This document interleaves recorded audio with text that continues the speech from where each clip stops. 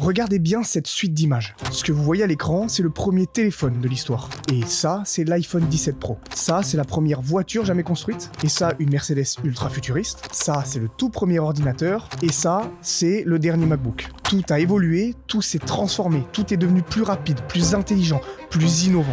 Mais maintenant, regardez ça, c'est une salle de classe dans les années 70. Et maintenant, regardez ça, c'est aussi une salle de classe telles qu'elles le sont aujourd'hui. C'est assez étrange de voir que rien n'a changé. Même disposition, même logique, même modèle. Et c'est là qu'on comprend quelque chose de dramatique. Il n'y a qu'une seule chose qui n'a pas évolué. C'est l'école. Et c'est profondément contre-intuitif, parce que l'école est censée accueillir le futur des civilisations. Pourtant, elle fonctionne exactement comme si le monde autour d'elle n'avait pas changé. Le problème, c'est pas vraiment que l'école n'a pas évolué. Le vrai souci, c'est qu'elle repose sur une erreur profondément destructrice depuis sa création. Le conformisme.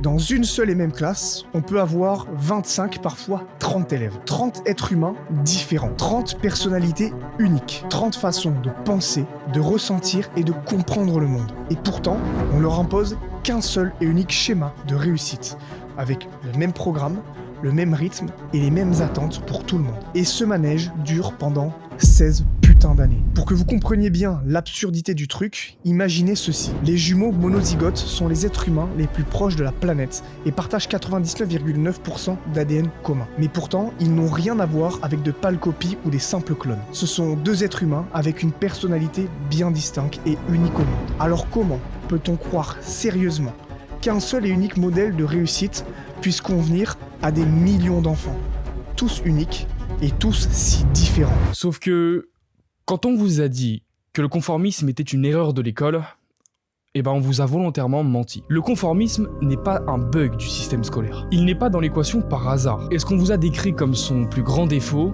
est en vérité sa plus grande qualité. À condition de changer de point de vue. Si on se place du point de vue des élèves, évidemment que c'est un défaut. Aucun être humain n'est identique, mais pourtant, tout le monde est forcé de rentrer dans le même module. Mais si on se place du point de vue de ceux qui organisent et dirigent ce système, alors le conformisme devient une qualité redoutablement efficace. Et vous savez pourquoi ?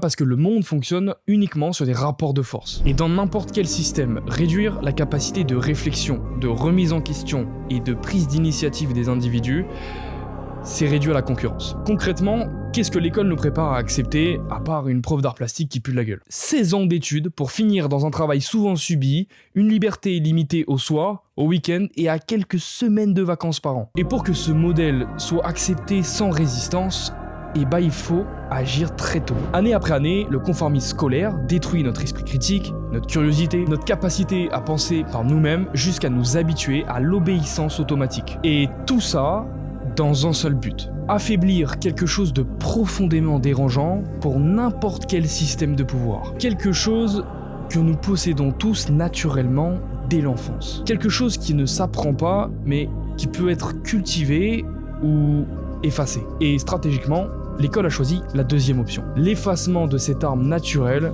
qui leur fait extrêmement peur. Et vous savez ce qui nous a fait prendre conscience concrètement du piège du système scolaire ? Un objet complètement banal, le trombone. Noah, au montage, affiché une image de trombone. Bruh. Faites-nous confiance parce que cette histoire de trombone, elle va prendre tout son sens à un moment précis de la vidéo. À première vue, un trombone, ça sert à une seule chose. Attacher des feuilles entre elles, point. Mais c'est précisément cet objet complètement anodin qui a révélé l'effet destructeur du conformisme sur cette arme naturelle que nous possédons et que le système scolaire cherche à briser en nous. Une expérience devenue culte a été menée sur deux groupes, un groupe d'enfants et un groupe d'adultes. On a simplement donné un seul trombone à chaque individu avec une seule et unique consigne. Trouver un maximum d'utilité possible à ce simple trombone uniquement en se servant de son imagination. Les résultats ont été choquants. Le groupe d'enfants a trouvé jusqu'à 10 fois plus d'utilisation au trombone que le groupe d'adultes. Comme si, pour les adultes, c'était devenu presque inconcevable de trouver une autre utilisation à un objet que l'utilisation de base pour laquelle il avait été créé. La conclusion de l'expérience, elle était évidente. En grandissant, quelque chose s'était brisé. Les enfants l'avaient toujours, les adultes, eux, l'avaient perdu. Le système scolaire avait réussi à effacer cette chose qui nous donne la capacité à voir au-delà du cadre,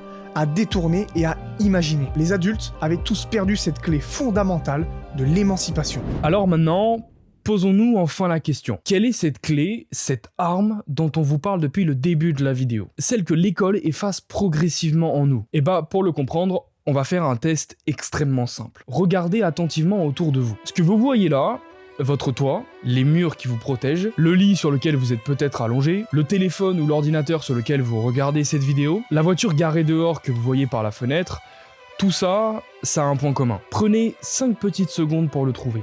5, 4, 3, 2... On va pas faire ça. On va pas faire ça au montage, d'accord? Tu es gênant. Bon, si vous l'avez pas trouvé, on va vous le dire. Le point commun, c'est bien évidemment la créativité.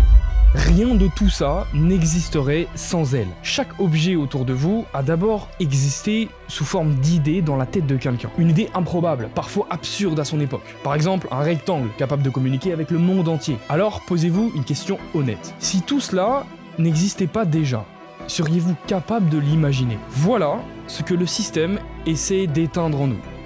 Notre créativité. Cette capacité fondamentale à inventer, détourner, créer, et donc par définition, à s'émanciper. Et tout ça, ça semble très logique. S'il n'y avait que des innovateurs, eh ben il n'y aurait aucun moyen de dominer.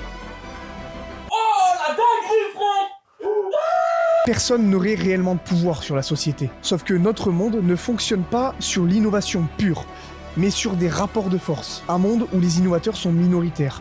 Là où ils peuvent se démarquer et prendre plus de pouvoir sur ceux qui ne se démarquent pas. Un monde façonné sur la stabilité, sur la prévisibilité. Alors pour éviter l'émergence de nouveaux profils créatifs, critiques, capables de remettre l'ordre en question, quoi de mieux que, dès l'enfance, d'apprendre à obéir et à mémoriser. Regardez comment on évalue les élèves par rapport à la note. Et sur quoi se base le système de notation? Ni sur la compréhension profonde, ni sur la capacité à créer, ni sur la capacité à penser différemment, mais plutôt sur la restitution robotique de ce qui a été enseigné. Plus vous répétez correctement et plus vous êtes récompensé. Et petit à petit, on ne forme plus des penseurs, on forme des exécutants, des individus parfaitement adaptés pour nourrir un système, mais jamais pour le questionner. Parce que nourrir la créativité, la valoriser, ça serait accepter l'imprévisibilité. Et tout ce qui est imprévisible pour le système, c'est une menace. Résultat, au lieu de fabriquer des machines froides, coûteuses et fragiles, on a trouvé bien plus efficaces. Des machines organiques, des humains. Et une fois que la créativité a été retirée de l'équation, qu'est-ce qui différencie réellement un humain d'un robot? L'un coûte infiniment moins cher, s'auto-alimente, et dure 10 fois plus de temps. Et l'usine qui a permis ce formatage massif, elle existe déjà, elle dure 16 ans, et elle s'appelle l'école. En face de vous, vous avez un mec qui a été déscolarisé à 16 ans. Moi. Vraiment? Je m'en serais pas douté, tiens. Et vous savez comment j'ai quitté l'école? Et bah justement, en faisant ce qui est réprimé le plus.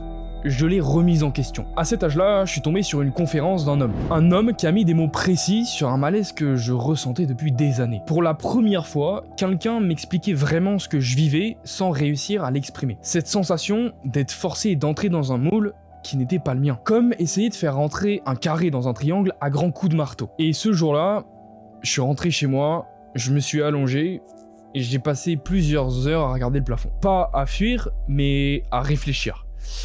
Et c'est à ce moment-là que j'ai compris quelque chose de fondamental. Je n'étais pas cassé, j'étais pas en retard, j'étais pas non plus nul. J'étais juste quelqu'un de créatif dans un système qui étouffe complètement la créativité. Alors, j'ai quitté le lycée. Et ce que j'ai gagné, c'est pas juste 2 ans d'avance. J'ai gagné quelque chose de bien plus précieux que ça. Le droit de tracer ma propre trajectoire. De rallumer cette flamme qu'on avait essayé d'éteindre depuis des années. De comprendre que j'étais pas obligé de m'asseoir directement à la place toute chaude que le système avait préparée pour moi. Je pouvais créer la mienne et redevenir le héros de ma propre vie. Pour ma part, j'ai quitté l'école pour devenir athlète de haut niveau dans quelque chose qui donne vraiment un sens à ma vie. Et maintenant, posez-vous une question honnête. Parmi ceux qui regardent la vidéo, combien d'entre vous sont comme nous? Moi, je pense qu'il y a Henri, Bertrand, Jacques et Marcel. Combien sont des marginaux, des déscolarisés, des profils profondément incompatibles avec le système scolaire? Combien se sont sentis incompris, à côté de la plaque, sans jamais vraiment trouver les mots pour l'expliquer? Probablement beaucoup parmi vous, et beaucoup plus que vous ne l'imaginez. Et si vous vous reconnaissez là-dedans, écoutez bien. On a créé le guide pour se déscolariser. Non, c'est faux, sérieusement, écoutez bien. Vous êtes ni nul, ni seul. Vous êtes différent. Et surtout, vous êtes probablement encore maître de votre créativité. Oui, c'est difficile de vivre ça seul. Oui, ça peut rendre triste, parfois même dépressif. C'est normal, mais n'abandonnez pas. Continuez à imaginer, continuez à questionner, continuez à créer. Si la forme que vous avez actuellement ne rentre pas dans la forme du moule du système, Alors créez votre propre moule. Construisez une vie à votre image, basée sur vos exigences, vos valeurs, votre vision. Une vie qui demandera des efforts, du courage et de la discipline, mais qui sera alignée avec ce que vous voulez vraiment devenir. À partir de ce moment-là, vous ne serez plus un outil, vous deviendrez le chef d'orchestre de votre existence. Personne à part vous n'a le droit de décider de votre avenir. Et si vous êtes encore là, à la fin de la vidéo, c'est pas un hasard. C'est parce que vous avez la volonté de reprendre le contrôle pour créer votre version 2.0. Ne plus dépendre de ce système qui vous opprime. Le seul problème, c'est que tout ça est actuellement impossible. Simplement parce que la quasi-totalité des mecs sont tombés et sont peut-être encore dans une addiction qui détruit leur vie. Elle leur arrache leur énergie masculine, leur motivation, leur discipline. Et à cause de ça, ils ne pourront rien créer et resteront des esclaves. Cette addiction, c'est tout simplement le porno. Et c'est exactement pour ça qu'on a créé une vidéo privée totalement gratuite où on vous explique comment facilement se sevrer définitivement du porno et retrouver son énergie masculine pour atteindre votre version 2.0. Pour la récupérer, cliquez sur le premier lien en description. Ensuite, cliquez sur le deuxième lien en description pour nous rejoindre sur notre compte Instagram où on vous partage très régulièrement de la valeur pour vous aider à vous développer personnellement. En attendant, n'oubliez pas, poursuivez votre version 2.0 et au lieu de le rêver, faites-le.